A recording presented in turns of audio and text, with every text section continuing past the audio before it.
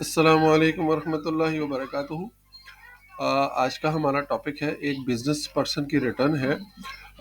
हम ये करना सीखेंगे कि एक बिज़नेस पर्सन के रिटर्न को कैसे किया जा सकता है। एक स्मॉल ट्रेडर है जो कि जिसकी एक करियाने की शॉप है और उन्होंने अपना एनटीएन बनाया है और अब वो चाहते हैं कि अब अपने एनटीएन के अगेंस्ट अपनी रिटर्न को सबमिट करें।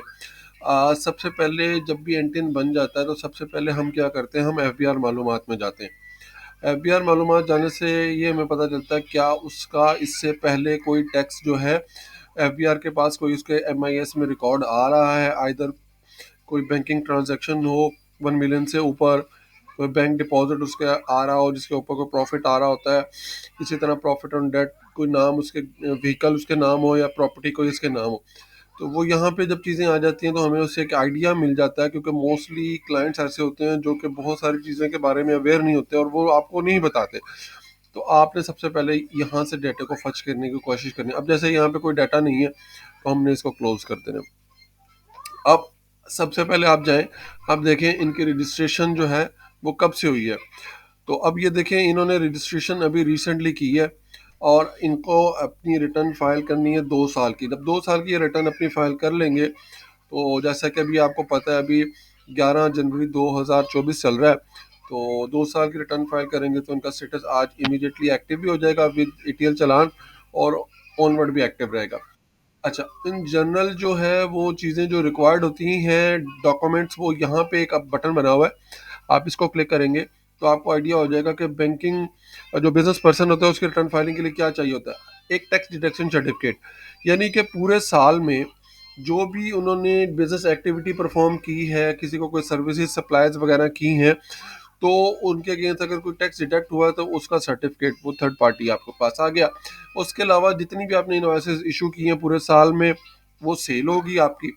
उसके अलावा जितने पूरे साल में आपने एक्सपेंसेस किए हैं एक जनरल जनरल से, वो आपने अगर एक्सेल में बनाए हुए किसी फॉर्म में भी बनाए, छोटे ताजर की मैं बात कर रहा हूँ, तो वो यहाँ पे आ जाएंगे। इसके अलावा बैंक स्टेटमेंट चाहिए होगी। और अगर बिजनेस के कोई एसेट्स हैं, यानी आपके पास कोई कंप्यूटर है, इक्विपमेंट है, फर्नीचर है, स्टॉक्स हैं, जो बिजनेस एक्टिविटी है, वो यहाँ पे आ जाएगी। और उसके अलावा अगर आपने पर्सनली आपके पास कोई गाड़ी है, बिल्डिंग है, तो वो चीज़ें भी आपने अपने पास पहले से, और यूटिलिटी बिल वगैरह, ठीक हो गया। ये यहाँ से डिटेल होती है। ये अच्छा एफबीआर ने काम किया, यहाँ पे डिटेल वो आपको प्रोवाइड कर देते हैं। अच्छा, इसके बाद आपने क्या करना है, जैसा कि अब हमने ये डिसाइड कर लिया है, तो अब हम क्या करेंगे, हम नॉर्मल रिटर्न के फॉर्म पे जाएंगे और 2000 पहले में 22 की रिटर्न आपको एक प्रपोज, ऐसे बंदे की जिसका ना बैंक अकाउंट है, जिसके पास कोई इन्फॉर्मेशन नहीं है, मैं उसके बारे में आपको आगाह कर रहा हूँ। अच्छा, अब आपने क्या करना है, सबसे पहले जो आ रहा है, सबसे पहले आ रहा है आपके पास ये टैक्स में, सबसे पहले आपके पास ये पोर्शन आ रहा है सैलरी का। अच्छा, सबसे पहले आपके पास सैलरी का पोर्शन, अगर तो कोई बंदा सैलरीड पर्सन होता है तो हम उसकी एनुअल सैलरी यहाँ डालते हैं। और एक चीज़ पेश नज़र आपने रखनी है, जब भी आपने कोई रिटर्न फाइल करनी है, वो पूरे साल की इकोनॉमिक एक्टिविटी से पे मुनहसर होती है, ना कि किसी एक स्पेसिफिक मंथ से। और अगर तो आपकी एक्टिविटी, आपने अपनी रिटर्न को अपना एनटीएन बनाया है दिसंबर में, तो आपने अगले 6 महीने की जो एक्टिविटी आपने परफॉर्म की होगी वो आपने आपके पास अगर रिकॉर्डेड है वो, और प्रीवियसली लास्ट 6 मंथ की, यानी कि जो भी आपके पास अवेलेबल इंफॉर्मेशन है उसके अकॉर्डिंगली आपने अपनी रिटर्न को फाइल करना है। अच्छा, अब ये जैसे कि क्योंकि बिजनेस पर्सन है तो हम सबसे पहले क्या करेंगे, जैसे कि इनकी करियाने की शॉप है, हम बिजनेस में जाएंगे, बिजनेस टैब में। अब ये जो आ रहा है ना, मैन्युफैक्चरिंग एंड ट्रेडिंग। अच्छा, दो तरीके के रिटर्न फाइल होती है। एक ये होता है कि आपने कोई चीज़ खरीदी, उसको प्रोसेस किया, प्रोसेस करने के बाद उसकी शेप को चेंज किया और फिर जो प्रोडक्ट फाइनल बनी वो बेची, वो आ जाता है ये मैन्युफैक्चरिंग एंड ट्रेडिंग अकाउंट यहाँ पे।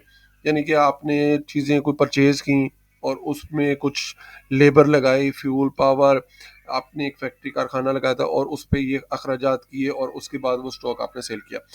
दूसरी तरीकाकार होता है, नॉर्मली जो हम आम ट्रेडर्स जो होते हैं या सर्विस प्रोवाइडर्स होते हैं, वो क्या करते हैं, चीज़ ली और बेच दी, और उनको इन नेट सेल एक जो पूरे साल में एक इकोनॉमिक एक्टिविटी उन्होंने जनरेट की, लेट अज्यूम उन्होंने जो इकोनॉमिक एक्टिविटी जनरेट की और उसकी अगर आपने समरी एक्सेल में बनाई हो, तो आपने लेट अज्यूम 5 लाख रुपया अर्न किया पूरे साल में, ठीक है, ये मैं अज़म्पशन की बात कर रहा हूँ, मैं आपको एक एक्सेल की शीट भी दिखा दूँगा बाद में। अच्छा, बल्कि आपको पहले मैं दिखा ही देता हूँ। मैं आपको पहले एक एक्सेल की शीट दिखा देता हूँ, जहाँ से हमें एक आइडिया हो जाएगा, व्यू हो जाएगा कि हमने बिज़नेस रिटर्न के हवाले से क्या चीज़ों को पेश नज़र रखना है। लेट अज़्यूम अगर आप एक ट्रेडिंग एक्टिविटी कर रहे हैं, ये देखें, ये मैंने एक शीट बनाई हुई है। लेट अज़्यूम आप कहते हो कि भाई मैंने जो है ना 6 लाख रुपया साल में अर्न किया, तो 6 लाख पे तो कोई टैक्स नहीं है। आप कहते हैं मैंने 5 लाख किया, प्रॉफिट, नेट प्रॉफिट की बात कर रहा हूँ, आफ्टर ऑल योर एक्सपेंसेस। और इसी तरीके से अगर आप कहते हो जी मैंने तो 8 लाख कमाया, तो जब 8 लाख कमाया तो फिर आपने 10,000 रुपया गवर्नमेंट को टैक्स देना है। अब ये जो प्रोपोजिशन होती है, ये नॉर्मली बनाई जाती है आपकी बैंक स्टेटमेंट से। आप बैंक स्टेटमेंट को देखते हो क्लाइंट की, और पूरे साल की जो बैंक स्टेटमेंट होती है उसकी क्रेडिट साइड को जब आप देखते हो तो आपको एक आइडिया हो जाता है कि इसकी रेवेन्यू कितना है। मैं आपको लेट अज्यूम एक चीज़ एक्सप्लेन करता हूँ, इसको पहले मैं ज़ीरो ज़ीरो कर लेता हूँ। रेवेन्यू को ज़ीरो किया, ये मैंने एक एग्जांपल बनाई हुई है। लेट अज्यूम अब आपके पास आपने एक डिटेल निकालनी है ट्रेडिंग अकाउंट की।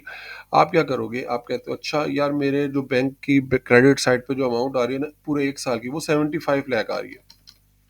ठीक हो गया, ये मैं एक अजम्पशन बेस पे बना रहा हूँ। बहुत सारे लोग तो रिकॉर्ड अपने पास रखते हैं, जो रिकॉर्ड रखते हैं जिनके पास एक्चुअल डाटा है उनके लिए ये चीज़ नहीं है, ये उन लोगों के लिए है जिनके पास फिजिकली कोई रिकॉर्ड नहीं है। और उसको हम जब रिवर्स बैक कैलकुलेट कर रहे होते हैं तो हम कैसे कर रहे होते हैं, तो मैं क्या करता हूँ, मैं कहता हूँ यार इनका 75 लाख अगर इनकी सैलरी एज पर बैंक है तो कुछ ना कुछ सेल कैश भी होगी। तो ये मैंने एक प्रोपोजिशन बना ली सेल की। अब सेल परचेज के कितने परसेंट है, यानी आपका बिजनेस का जो मार्जिन है, प्रॉफिट मार्जिन क्या है, वो किस परसेंटेज का है, वो आपको एक आइडिया हो जाता है कि भाई मैं एक चीज़ लेता हूँ, 100 की चीज़ लेता हूँ तो मैं 105 में बेच रहा होता हूँ, 5% मार्जिन है, तो वो ये वाला आपके पास आ जाएगा। और अगर आप कहते हैं नहीं मेरा 15% मार्जिन है तो वो ये आ जाएगा। इस तरीके से आप एक रिवर्स बैक कैलकुलेट कर सकते हो। इसी तरीके से अगर मैं ये करूँ जी 7.5 मिलियन है, 90 लाख ये हो गया, तो उसका ये देखिए मैंने फार्मूला लगाया हुआ है, तो उसके अकॉर्डिंगली आपका ये परचेजिंग बनती है तो आपका ग्रॉस प्रॉफिट बन जाता है इतना 4.5 लाख। तो ये यहाँ से आप एक आइडिया ले सकते हो, आप अपने क्लाइंट को बता सकते हो। ये चारों जो है ना, अगर आप क्लाइंट रिक्वायर करता है पीएनएल, तो बना के उसको दिखा सकते हो और उसके बता सकते हो भाई आप बताएं आपका जो एक्चुअल में है वो क्लोजेस्ट कौन सा है जो आपकी एक्टिविटी है। लेट अज्यूम अगर मैं इसको कंसीडर करूँ 15%, ये 13.5 लाख रुपया प्रॉफिट आ गया, उसमें आपने कुछ सैलरी अपने कुछ दुकान पे लड़के के लिए बिजली का बिल ये अगर आपने पे किया, तो इन नेट शेल आपके पास 6,55,500 रुपया बना, तो उसके ऊपर जो आपको टैक्स बन रहा होगा वो 2700 रुपया बन रहा होगा। तो ये मैंने आपको एक एक्सप्लेन कर दिया। अच्छा, तो मैं यहाँ पे दोबारा आया, अगर तो आप उसी चीज़ को पंच करना चाहते हैं, क्योंकि मेरे पास अभी जो क्लाइंट है उनकी बैंक स्टेटमेंट नहीं है, तो इसलिए मैं बहुत ज़्यादा उस एक्टिविटी में नहीं जा रहा। मैं जस्ट इसको जनरली यहाँ पे 5 लाख लिख रहा हूँ एनुअली, लोअर साइड पे रखते हुए। फिर आपने यहाँ पे आना है, जब भी बिजनेस एक्टिविटी होगी तो आपने एक बैलेंस शीट लाजमी बनानी है। अब वो उसकी क्या क्राइटेरिया, आपके पास या तो कुछ स्टॉक अवेलेबल होगा, आपकी किराने की स्टॉक है, एक दुकान है, तो मैं कहता हूँ आपके पास 5 लाख रुपए का माल पड़ा हुआ है, फिजिकली आपके पास 2.5 लाख रुपया कैश है, ठीक है, और फर्नीचर इक्विपमेंट्स के हवाले से भी आपके पास कुछ ना कुछ सामान पड़ा हुआ है। यानी कि आपकी जो बिजनेस वॉल्यूम है वो तकरीबन 10 लाख रुपए, तमाम स्टॉक और सारी एक्टिविटी मिला के मैंने एक एजम्पशन कर लिया। ये मैं अपने क्लाइंट को भी भेज दूंगा और उसके बाद उनसे फीडबैक भी ले लेंगे, तो इस हवाले से उनका फीडबैक आ जाएगा तो फिर इंशाल्लाह हम कर लेंगे। अब देखें, दो जो मेन चीज़ें हैं हमने वो हमने कर ली हैं, बिजनेस एक्टिविटी भी कर ली है और यहाँ पे एसेट्स भी हमने ऐड कर लिए हैं। उसके बाद आपने क्या करना है, आपने पेमेंट चार्जेबल में जाना है। अगर तो उनका कोई टैक्स कटा हुआ होगा, एफबीआर मालूमात में सेक्शन 153 में या 153 में नॉर्मली आ रहा होता है, तो यहाँ पे हम लिख देते हैं 153। तो यहाँ पे जैसे कोई भी आ रहा है गुड्स एंड सर्विसेज के ऊपर, तो वो उसके ऊपर आपको ले जाएगा। अगर आपका कटा होगा, आपने कोई सप्लाई की होगी, तो वो यहाँ पे अकॉर्डिंगली आ जाएगी। क्योंकि ये बंदा जो है ये इनका कोई ऐसा ऐसा टैक्स नहीं है, तो मैं डायरेक्टली कंपटीशन पे आऊँगा और मैं जाके देखूंगा कि इनका टैक्स की अमाउंट क्या बन रही है। अब ये 5,000 बना, ये 5,000 क्यों बना, क्योंकि हम 2022 में 2022 में 4 लाख तक टैक्स की जो अमाउंट है ना, 4 लाख तक अमाउंट जो है वो नॉन टैक्सेबल थी। तो मैं अगर इसको 3,95,000 करूंगा तो देखिएगा इस पे कोई टैक्स नहीं बनेगा। अच्छा, तो यहाँ से मैं आ गया इस पे टैक्स चार्जेबल के, इसको सेव भी कर लें, सेव कर लें इसको। थोड़ा सा स्लो चल रहा है, अदरवाइज इसको वन क्लिक पे करें तो ये हो जाता है। वैसे सेव सक्सेसफुली क्यों नहीं कर रहा ये देखें ये आ गया, ये ओके हो गया। अब मैं कंपटीशन पे अगर जाता हूँ, यहाँ से मैं कंपटीशन पे अगर जाता हूँ तो आप देखिएगा वो जो पहले 5,000 रुपया टैक्स आ रहा है अब वो नहीं आएगा क्योंकि 4 लाख तक की है। अब मैं क्या करूँगा, मैं वेल्थ में जाऊँगा, वेल्थ में जाने के बाद यहाँ पे सबसे पहले 3,94,000 यहाँ पे इनकम डालनी है आपने, ठीक है, इनकम डालनी है। और उसके अलावा आपने एक्सपेंसेस डालने हैं, ये पर्सनल नेचर के एक्सपेंसेस हैं। मैं कहता हूँ 3,94,000 आपने कमाया तो आपने 3 लाख का अपने साल का खर्चा किया। मैं एक लमसम फिगर जो है ना वो आपको यहाँ पे ऐड कर देता हूँ, 3 लाख रुपया, ठीक है। अच्छा, ये किसी गांव देहात में से रिलेटेड एक शॉप है, इसका इतना ज़्यादा टर्नओवर भी नहीं है। अच्छा, अब क्योंकि ये फर्स्ट रिटर्न है तो आपको पता है, क्योंकि जब फर्स्ट रिटर्न होती है उसमें आपने कुछ ना कुछ ऐसे अपने ओपनिंग बैलेंस रख लेते हैं ताकि फ्यूचर के लिए आपके लिए आसानी वाला मामला हो, अदरवाइज आपको इन फ्यूचर के लिए प्रॉब्लम ना हो। अच्छा, तो बिजनेस कैपिटल, जैसे कि मैंने बताया था कि बिजनेस कैपिटल जो है, बिजनेस कैपिटल जो भी नाम है, ABC ट्रेडर्स, इनका करियाने की शॉप है ना, तो मैंने जैसे बैलेंस शीट में लिखा था 10 लाख रुपया, ठीक है। इस 10 लाख रुपए के अंदर इनके बैंक अकाउंट भी शामिल है, बैंक अकाउंट के पैसे भी शामिल है, स्टॉक कैश सब कुछ शामिल है, ठीक है। जो बिजनेस से रिलेटेड एक्टिविटी है वो यहाँ पे आ गई। अच्छा, उसके बाद अगर बैंक में कुछ पैसे पड़े हैं तो वो हम यहाँ पे ऐड कर लेंगे, बैंक का अकाउंट नंबर देंगे, बैंक अकाउंट बैलेंस, ठीक है, एज ऑन डेटेड 30 जून 2022, ठीक हो गया। अगर मैं 2022 कर रहा हूँ, यहाँ पे जो अमाउंट आ रही है। अच्छा, मैं कहता हूँ इनके नाम पे कोई बाइक है तो वो हम यहाँ पे ऐड कर सकते हैं। यहाँ पे मैं बाइक का नंबर दे दूंगा ABC, ठीक है, मॉडल आ गया 2010, इफ़ एनी, ठीक है, यानी होंडा, इफ़ अगर है कोई, अगर है तो ठीक है, नहीं तो ज़ीरो। अच्छा, उसके अलावा हाउस होल्ड आइटम, जैसे आपके घरेलू अखराजात की जो चीज़ें होती हैं, जैसे आपका फर्नीचर है, आपके घर में TV सेट वगैरह, इस तरह की बहुत सारी चीज़ें होती हैं, तो इन जनरली कुछ ना कुछ तो आपके पास होता ही है। तो मैं एक एस्टिमेटेड अमाउंट एक करके ही वो बताता हूँ। अच्छा, कुछ ना कुछ आपके पास फिजिकली कैश भी मौजूद होगा इनिशियली। और नॉर्मली अगर एक पर्सन जो है वो शादीशुदा है तो उसकी वाइफ के पास गोल्ड होगा, क्योंकि जब एक जो बंदा अर्न कर रहा होता है, जब उसने अपनी रिटर्न फाइल करनी होती है तो अपने जो डिपेंडेंट्स हैं उनके पास जो एसेट्स हैं जो हैं उनके, लेकिन आप उनके एसेट्स के रिस्पॉन्सिबल तो आप ही हैं, ठीक है। मैं दोबारा रिपीट कर देता हूँ, आपने अपने बच्चों की अगर उनके पास कोई एक्टिविटी उनको लेके दी है तो वो आप अपने अपनी वेल्थ से लेके दी है ना, तो आपने वो अपनी रिटर्न में डिक्लेयर करनी होती है उस वैल्यू के साथ, और वो जब अपने रिटर्न में लेंगे तो वो जीरो के वैल्यू के साथ करेंगे। अभी जैसे 30 तोला या 15 तोला मैं कर लेता हूँ एग्जाम्पल के तौर पे, ये at the time of marriage, ठीक है। तो लेट अज्यूम इसकी जो भी अमाउंट है, क्योंकि फर्स्ट रिटर्न है तो मैं इसकी उस टाइम मान लीजिए जो भी थी उसकी मैंने 18 लाख लिख ली। अब ये जब मैंने कर लिया तो इसके बाद ये जो अमाउंट आ गई, अब यहाँ पे मैं आऊँगा तो इसको क्या करूँगा, मैं सिंपली मैं ये करूँगा, अब इसमें से आपके ये देखें 94,000 रुपीज़ आपने कमाया और जो खर्च किया उसमें 94,000 रुपीज़ आपकी सेविंग है। तो अभी जो आपके एसेट्स हैं और जो प्रीवियस एसेट्स में जो फ़र्क होगा वो 94,000 का होगा, ये देखिएगा।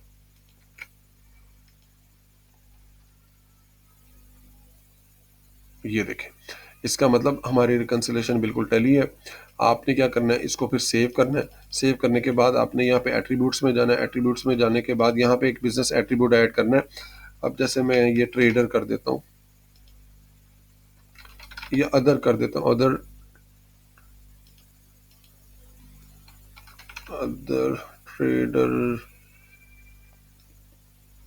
अदर्स में ये अदर्स ट्रेडर इसमें काफ़ी ज़्यादा ऑप्शंस आ रही हैं, ये वाली, क्योंकि मेरे पास स्पेसिफाइड जो है वो मैं कर दिया। अच्छा, उसके अलावा फिर यहाँ पे आपने क्या करना होता है, आपने पी&एल निकालना होता है। तो उसके लिए आप अगर तो आपके पास एक्सेल में बनी है तो वो तो बहुत अच्छी बात है, अदरवाइज़ आप यहाँ पे जो आपका ये अपनी रिटर्न है उसको भी आप ऐड कर सकते हो एज एन अटैचमेंट डॉक्यूमेंट, क्योंकि अदरवाइज़ ये इसको एक्सेप्ट नहीं करेगा। क्योंकि एक बिजनेस पर्सन है, उसका सिंपल सा एक है, आप तो अगर एक्सेल में बना लें जैसे कि हमने ये बनाई हुई है यहाँ पे, उसके अकॉर्डिंगली कर लें, उसको पंच कर लें या आप इस रिटर्न को अटैच कर लें व्हाट्सओएवर, क्योंकि जब तक इसमें पीडीएफ में ये अटैचमेंट नहीं होगी ये रिटर्न को एक्सेप्ट नहीं करेगा। नेट थोड़ा सा स्लो चल रहा है। उसके बाद आपने क्या करना है, ये सेव हो गया, एक मिनट है। अच्छा, इसके बाद क्या करना होता है, आपने इसको सेव करना होता है, सबमिट करना होता है। सबमिट करने से पहले आपसे वो वेरिफिकेशन एक पिन मांगेगा, आपने पिन देना है और ये रिटर्न आपकी सबमिट हो जाएगी। अच्छा, इससे हवाले से कोई क्वेश्चन हो तो आप पूछ सकते हैं।